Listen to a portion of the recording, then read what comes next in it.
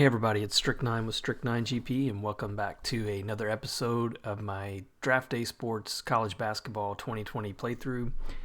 Playing as the Austin Peay Governors from the Ohio Valley Conference, kind of a low mid-major type conference. This is going to be episode 4, and trying to get through this, maybe another couple episodes to get through the full season, but we are over halfway right now, and just having an amazing start.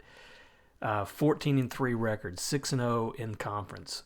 Last episode we went up against Tennessee State at home, and I thought they were going to be probably one of the main competitors for us in this conference in terms of us having a chance at winning the conference. We handled them really easily, 87-73, the biggest win in conference we've had so far. Take that back. We beat Eastern Kentucky by 16. But if you take a look at our schedule, man, we have been rolling through this schedule so far, and perhaps that's going to change today. We're playing Belmont on the road, and I'll let you look at the standings and I'll show you what I mean by that. But just to give you a recap of what we've done since that last episode, we went on the road against Eastern Kentucky, won easily 79-63. Then SIU Edwardsville at home, 71-63 win. Then on the road against Eastern Illinois, 85-78. And then back at home to Morehead State, 89-80 win. So we are in good shape for the conference. And to revisit the goals for us, finish above 500, we're almost there. I mean, I think we have 29 games for this season, so one more win, and we're going to achieve that goal. Finishing top 3 of the conference, I mean, 6-0, that's a good start. We could tank, though. We got 12 games left, so I know it's not over yet. But taking a look at the standings, it's basically us and Belmont, and that's why today is going to be so crucial. And really the next 2 games, right after Belmont, we go on the road against Tennessee Tech. And I think Tennessee Tech is pretty competitive here too. 3-3 in conference, 10-7 overall.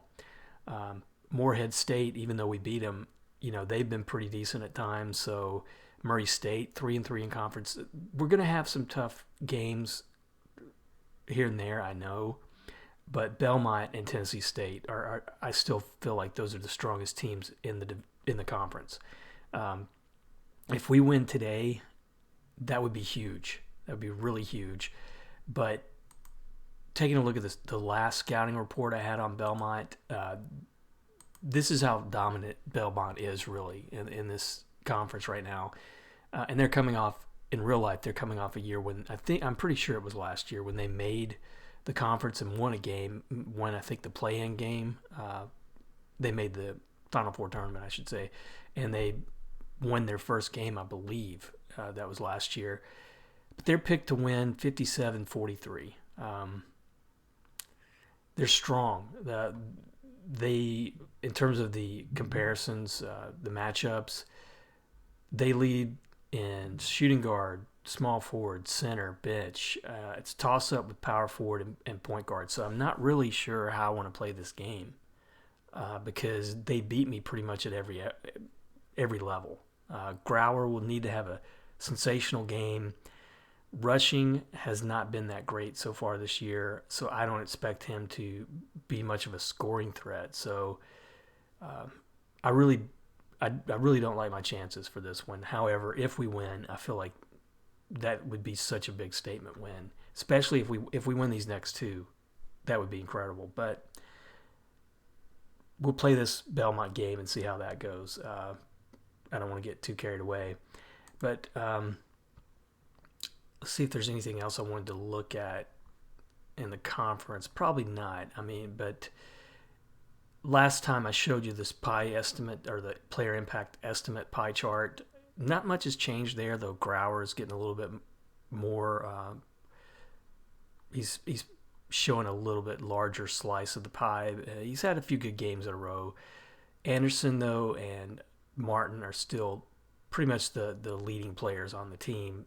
And I think Anderson, not so much because he's good and he's got good numbers, so much as he's one of my better defensive players, and the defensive numbers are going to be coming from him.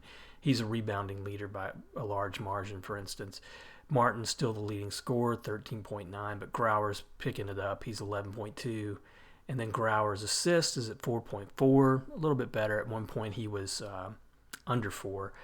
If I looked at the league leaders category, just see how we're stacking up against the OVC in a few categories. Okay, come down here. It takes a little while because it's generating the stats leaders first, and then you can change it. From here, it's pretty quick. It shows you everybody by default. All right, so Belmont, Dearborn's the leading scorer, but, Martin's third in the conference. Grauer's 16th. In terms of rebounds, Anderson third. Kevin Jones in Jacksonville State, he's having a good year in that category. And then let's look at assist. Grauer fourth. Mark Riley at Eastern Illinois 5.8. That's pretty good number for assists per game. I'll take a look at the roster here too. Let me look at the stats. Look at it from that screen. If you look at the leading scorers, we're still just those three main guys. Jepson, he's had a few games here in double digits after that Tennessee State game. Eastern Kentucky, not a great game for him, but some good defensive play. 12 points against SIU Edwardsville, 13 against Morehead State. He is my small forward sophomore. I'm hoping that he develops a little bit too, and can play. He's not going to have to play into a starting job. I'm sure he's going to be the starter going into next season. But giving him a full season hopefully help his development. Rushing, power forward. Even though this guy's rated pretty highly, I'm not really liking what I'm seeing from him. And maybe it's the kind of play, maybe it's the offensive sets we're using. I get that.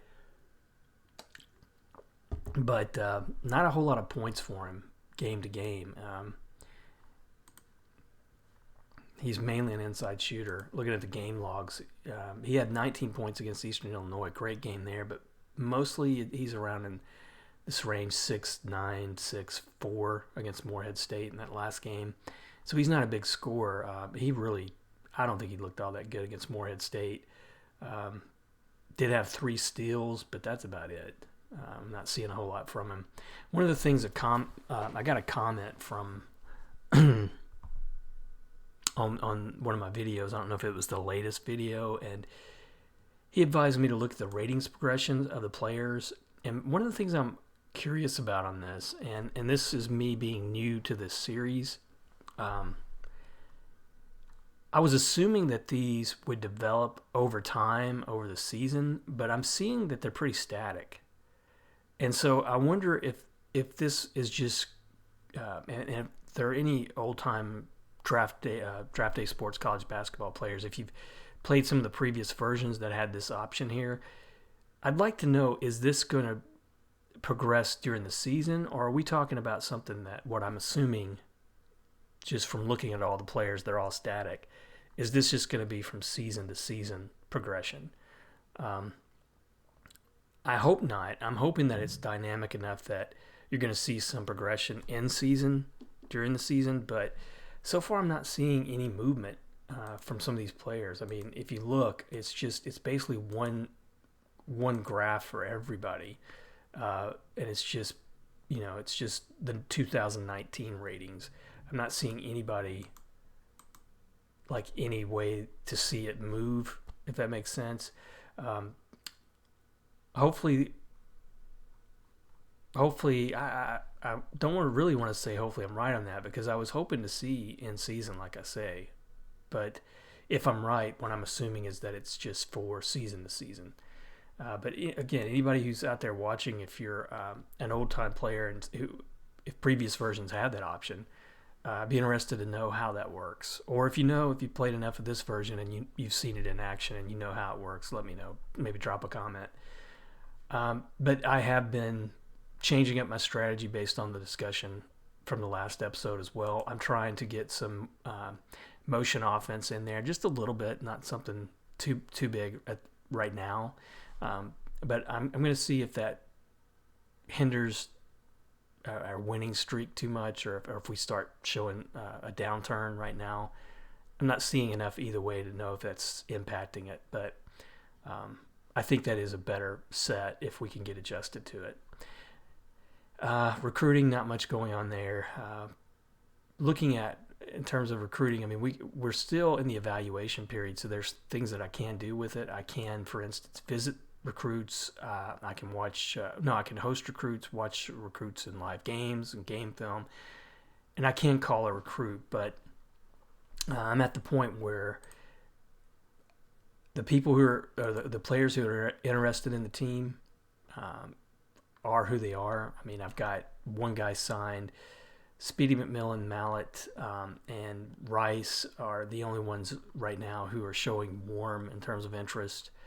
So that might be the best chances I'm going to have for scholarship offers, which would be, 4 scholarships total out of 5.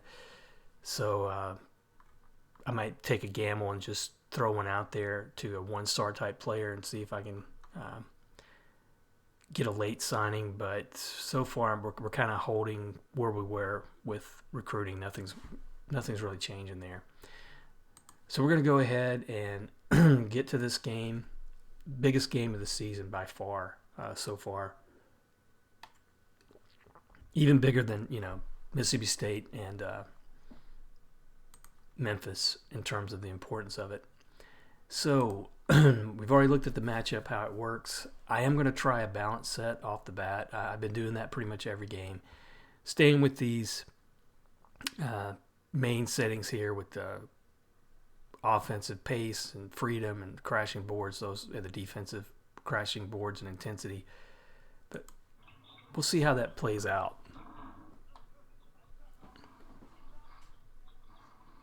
So Belmont's up to an early 2-0 lead. We answer, it's 2-2. Oh, a big 3-pointer from them. We turn it over. First foul of the game is going to be against us, Marty Anderson. I imagine their 3-point shooting is probably going to be pretty good, but they're 1 for 3 so far. We're pretty cold, 1 for 3 in general. They're up 8-2. Oh, or travel. Thankfully, because he had an open basket there. Oh man, we are struggling. 11-2. Good shot there. It's 11-4. He missed the shot, but it drew the foul, so he's at the line. He misses the first one, hits the second one. It's a 12-4 game, and we're having a hard time shooting. And was that a foul? Yep. Mike Holland, his first foul. So we got some backup players already out there, and 13-4.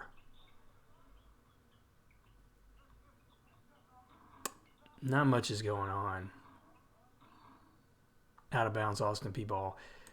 They're 4 for 9 from the field. We've only got 6 attempts. Rushing makes the shot and draws the foul. So he hits the free throw. We're within 6, 7-13. That may be about as close as we're going to get. A foul there.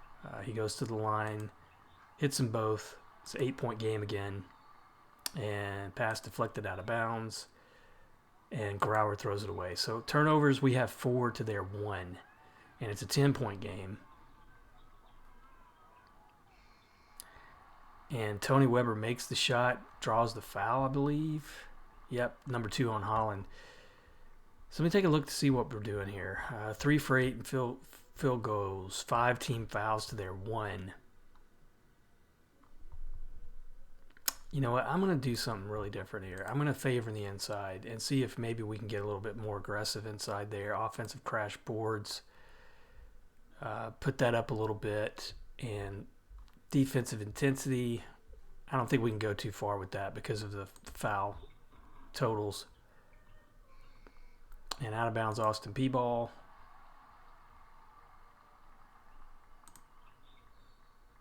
Kick ball, so we keep by the defense. What was that? Was it another turnover? No. 21-7, they're rolling. I think it's going to be one of those situations where literally just outclassing everybody in this conference. Draws a foul, makes both free throws. It's 23-7. Hey, good move there. That was Laws, I think. He doesn't get much play time. 26-12. We get the rebound. Another point. 3-pointers. 26-15. Got a little mini run going on here. A foul on them. Just their second in this half. And Edwards misses a shot but gets the foul. Makes the first one. Misses the second one. Gets us back within 10. And Cunningham throws it away. And out of bounds to Belmont. They're maybe getting a little cold. They're 4 for 10 from 3-pointers, but not. They hit one inside there. Edwards throws it away. So now we got our starters back out there. It's a 14-point game. We were having a hard time hitting anything. Maybe I should go back to. Let's see if I can favor the outside. Let's go heavy outside and see what that gets us. Nothing off the bat. Oh my gosh. And Marshak called for the charge. 7th foul, so that's going to put them to the line pretty early, too. Almost 8 minutes left. Rebound there. And they're up 16 again. A foul on them, just their 4th. Another foul. Good shot there. It's a 14-point game. 12-point game. Good fast break point there, but it's a 3-pointer from them.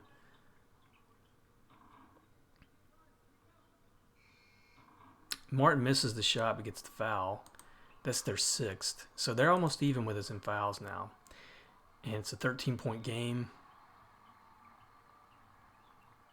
I'm going heavy outside. Out of bounds to Belmont. And Jepson called for a foul. So they're at the line now. And he makes them both. It's a 17-point game that might be their biggest lead so far.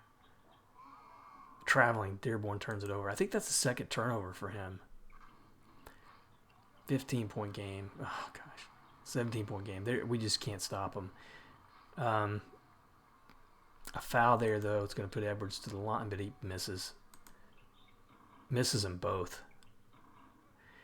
And that's the struggle I'm having with this team. Free throws are killing us game to game. We're just 4 for 7 in this game. Edwards back out there, misses it again. He is 0 for 5, 1 for 5, I think, in free throws. 16-point game, 18 points. They're just cruising. Just under 3 minutes left. I wish we could at least get back within 10. I don't see it though. 19 points. Jepson misses the shot, draws a foul. So they're all of a sudden they're up to 10 team fouls. I mean, that could be positive maybe if second half if they're in foul trouble. But if they keep hitting those shots, it's going to be hard. I don't know if we should go maybe to a zone or a man-to-man fully. I don't know what the answer is there. Let's try it. Maybe a 1-2-2 zone, at least for the rest of this half. Oh, we get the rebound on a missed free throw. And another defensive foul. That's going to be the first, though, on them. Free throw shooting, we're 10 for 15, though. 10 for 16. 10 for 17. That's really terrible. I don't know, and I've said, in the last episode, I don't know how to improve that. I mean, it's almost like you're kind of stuck with what you have. I mean, there's no way that I'm seeing to improve it.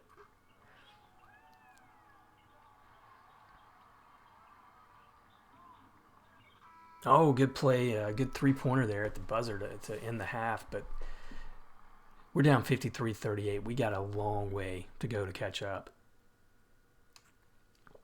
Player of the game so far, Dearborn, 21 points. He is the leading scorer in the league right now, or in the conference, but holy cow.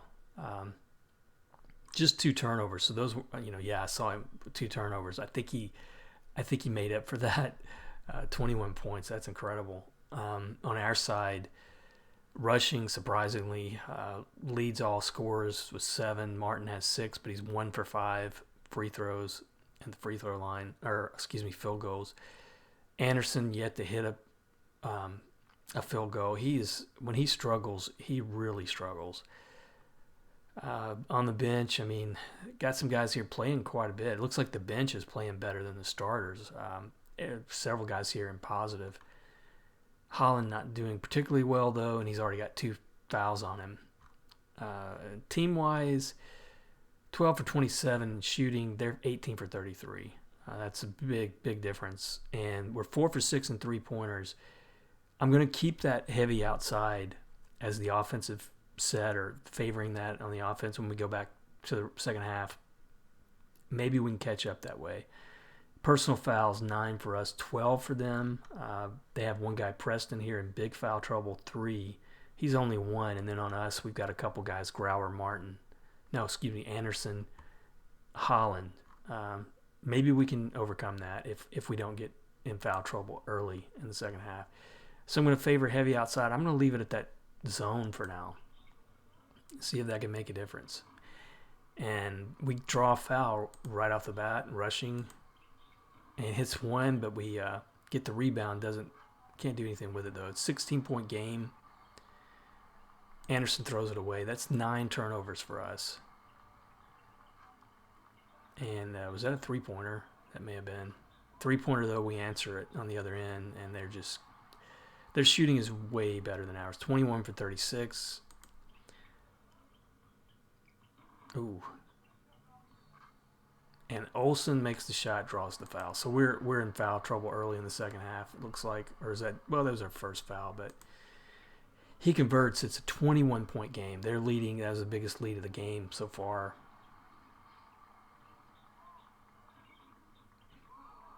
Traveling Dearborn turns it over. His 3rd turnover to go with those 23 points. And they miss a couple shots here. Oh, okay, we're back within 15. Can we make it close? Can we get within 10? So Jepson misses the shot, but Tony Weber called for the foul. His 3rd. Jepson makes the 1st. Can't convert. Out of bounds to Austin's Peay. So, and Ben Martin, his 3rd foul. That could be trouble. Our leading scorer, and another foul. Come on, work the referees. And the referee considers the complaint. Thankfully, they missed the free throw shot. It's a 14-point game. But they get the rebound, and a 3-pointer. It's a 17-point game.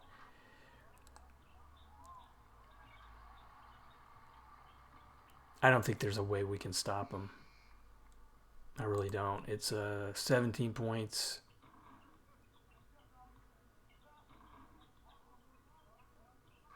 We're shooting a little bit better in the second half, but it's probably going to be too little too late. We're back within 13. I think that's, 15. They answer it pretty easily. A defensive foul, though, if Olsen is 3rd.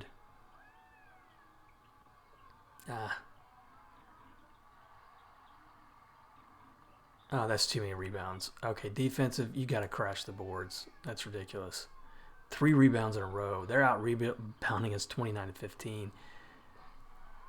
I think that's a big story of this game, really. And we're missing shots again. Michael Hall turns it over with a travel. Oh, sorry. I do that a lot. It's one of those things where you hit the wrong button and it goes from full screen. 17-point game. 15-point game. 8 minutes left. Oh, Marty Anderson misses a shot but draws the foul. Makes the free throw, so 12 points. That may be the closest we've been this half. But then Anderson called for the foul on the other end. And they score pretty easily. Hall called for the foul. 16 fouls for them this half. Now Edwards called for the foul on their end. Oh, Anderson again makes the shot, draws the foul. Misses the free throw. It's a 12-point game. And another foul. So we're going to go to the line here. This is going to be Martin, who I think is a pretty good free throw shooter. He makes the first one, makes the second one. 10-point game now. The closest we've been. And they quickly answer. Another foul. Wow. That's 9 for him this half. Free throw, field goal, we're finally up above 60%. And he makes them both, so it's an 11-point game. We just can't stop him shooting, though. Oh, man, it's just back and forth. They are making too many of their shots. I mean, we can't get a turnover there. Have it, well, and we just don't take advantage of it. And they're going to pretty much run away with it, I think, at this point. 14-point game. I can't tell if we play better against them with that zone or not in terms of the defense. Traveling. Oh, it's a 9-point game. Closest we've been. Wow. Another travel. Out of bounds to Belmont. And a defensive foul. Maybe I should go back to a man-to-man. Dearborn now 27 points. And it's an 8-point game. Come on. 3 rebounds in a row. I mean, that's... I don't know how you change that either. I mean, we're crashing the boards a little bit harder, but it's really costing us. I'm not going to go to fouls right now, but it's a moot point. I don't think being down 9, I just don't think it's to your benefit to just... it's done. That's one of the things about playing this fast. I need to pay better attention to that. It is really hard. I mentioned that last episode. You can slow the game down. If it's fairly close, you really need to slow it way down so that you can make timeouts and some of these other things. But I think it was just it's going to be hard for us to beat them. They're the class of this conference by far. We'll take a look at the... Well, you know what? We outscored them the second half, so that's something positive. That may be something I have to consider for the next game. When we play them again, we'll be at home. Maybe playing that zone defense might be a better option. Definitely favoring outside. I don't think we're going to beat them inside. Although Anderson had a fairly decent second half, wound up with 11 points in terms of scoring. But, we do play them again. They're the last game of the season at home. So if we go into that last game, we may be tied up with them. Hey, there's still hope. But this was a pretty easy win for them. Definitely outshot us. 29 for 60 for us, 34 for 64. We had better three-point shooting, and that's what I was trying to go for. That's when time ran out. I was just going to tell us to put up more threes. Probably when we got in that 4-minute mark, we should have been going for more threes, but that wasn't too bad for us. Samuel off the bench at a couple threes. Jepson in the game, 2 for 4, one of his better scoring games, really, 12 points. But you also see here, our bench players look pretty good in some areas. So maybe our bench is a little bit stronger than they gave us credit for in terms of the matchup. Edwards, 8 points, plus 3. Samuel, 6 points. Laws, who, like I say, he doesn't get a whole lot of play time, but he looked pretty good when he was out there too. A couple field goals and plus 3 rating. Free throws were better in the second half at 17 for 27. I don't like that too much, but on the other end, they were just 14 for 22. So that didn't cost us the game, really, although you make a few more of those and it's a lot closer game. Dearborn for them was hands down player of the game, and he's probably going to be the best player in this conference the way it's looking. He had 27 points. He played 35 minutes. That's incredible. No wonder he's scoring a lot of points. But they look pretty good. They were a balanced team. Bench play, they have a couple guys here who scored pretty high though for them, 10 and 11. But they played a lot of time though, 20 and 19 minutes. When you look at in the paint and second chance points in general are really hard for me. I mean, they 8-2 for them in second chance points, and I don't know what it's going to take for us to improve in that rebounding area, but it is kind of hurting us. And then, in the paint, 22-16 overall, closer than I really thought it would be, to be honest. But 11-point loss, first loss in the conference. Can't win them all, and they are the team to beat. And I think they've just made that clear with that win too.